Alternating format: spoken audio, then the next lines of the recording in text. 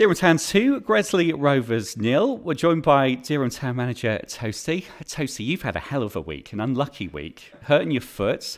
You're in the big protective boot. We've rolled you over here to do an interview. But the worst bit, I guess, is you had to sit down and not say much during the game. How hard was that? Really difficult. I'm not used to that, am I? It's good for me, to be fair, to be quiet and analyse a bit more.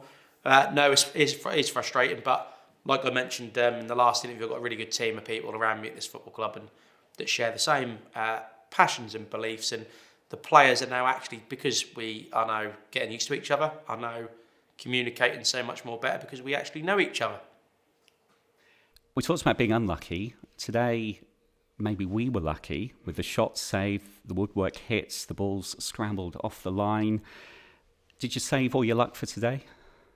I said to him at half time, sometimes you get luck by working hard, which is bizarre. So, like, if you put your body on the line and you are willing to block things and run and work hard, you do get that little bit of luck. There's been games where I've sat in here and we haven't had that luck, and it balances itself out over a season. I think probably if you were a neutral, you could have probably said it could have been 4-4 today. I don't think we deserve to lose, personally. But I think what the opposition done really, really well was every time they had an opportunity from anywhere, whether it be a throw-in, a free kick, a goal, whatever, they just kept putting it in your box. And football's a law of averages. It's an invasion game. If you keep putting it in the right areas, it then puts pressure on us to clear it. And in that swirl and wind, I mean, let's be honest, the wind was a massive factor today in this game. Let's talk about them. They're a big physical team. We are perhaps not so much. And in previous games this season, we may have been outclassed with the physicality of the opposition. What changed today?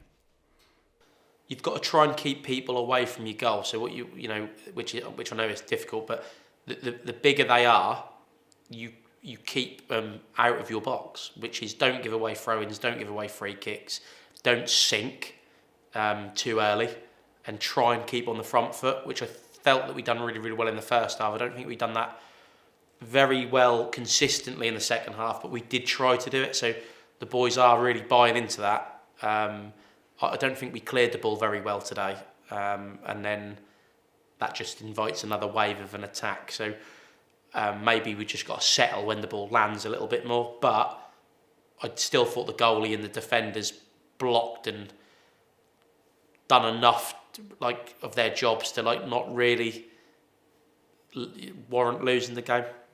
You mentioned the goalie and the defenders. It seemed like everybody put in a shift today. Was there anybody that really stood out for you? No, team game.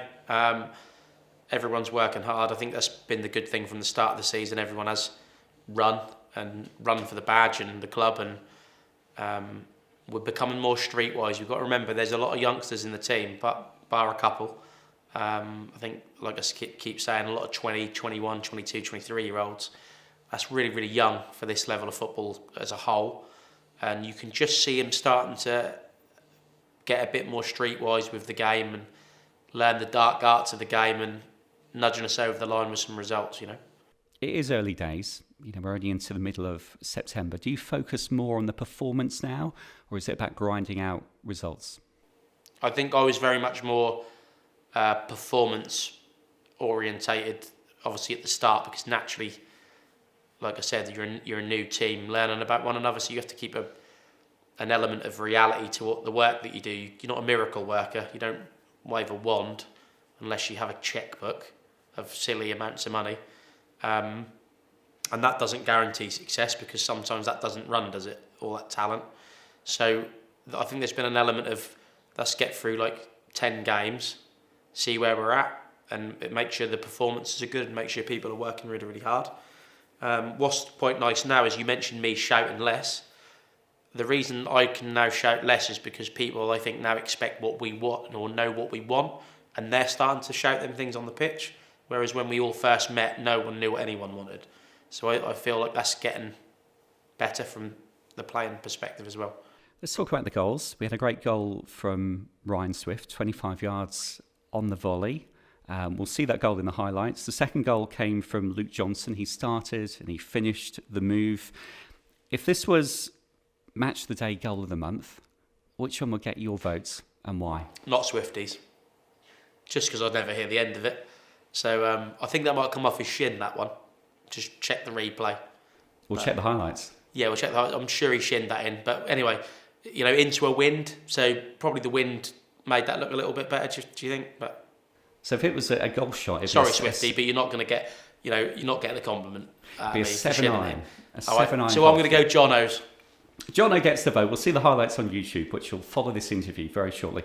In terms of personnel, it wasn't all good news. Joe Gascoigne seemed to carry an injury, came off. Any updates on him?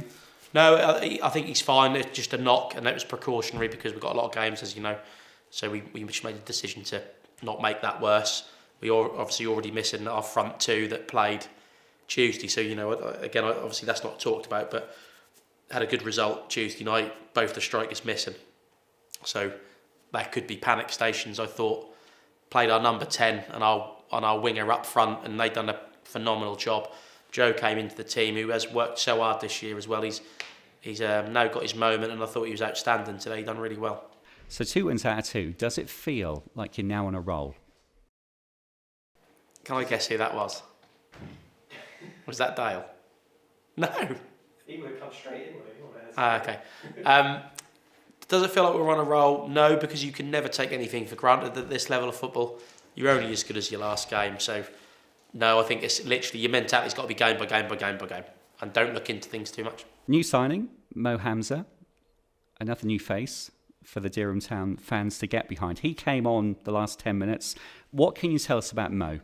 I just wanted to confuse everyone because we had Mo Hassan, chuck Mo Hamza in the mixer. Everyone's heads are spinning. Is it Mo Hassan? Is it Mo Hamza? And I think that Mo Hamza is very, very similar to Mo Hassan in terms of he is a unique, wonderful talent that just needs, when he picks it up, anything can happen.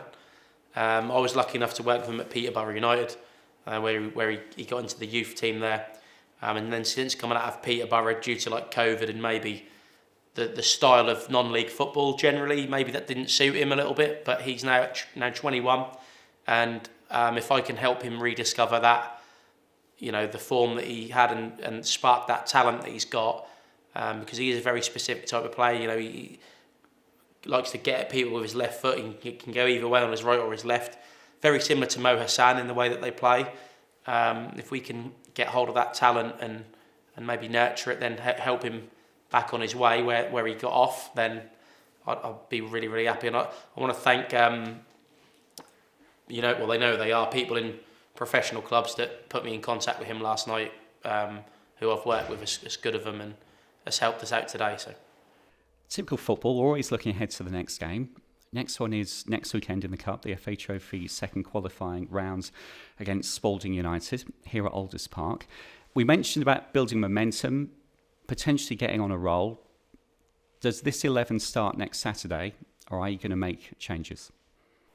I don't think I can promise anything, because I think if you look at this week, up until yesterday, both my front two from last game were playing.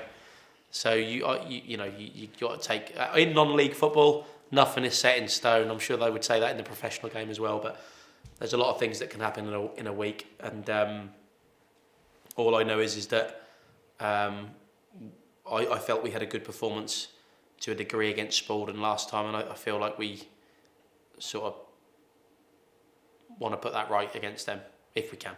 So promise me 2 things next week, into the next round of the Cup, and we also want an update on the foot. Yeah, to be fair, that'll probably be the other foot next week. So as long as this just stays in my wardrobe and I can transfer it onto my arm or anywhere on the body, that'd be great, yeah. Toasty, well done, State. 2-0 victory, Dereham Town 2, Gresley Rovers 0. Thank you very much.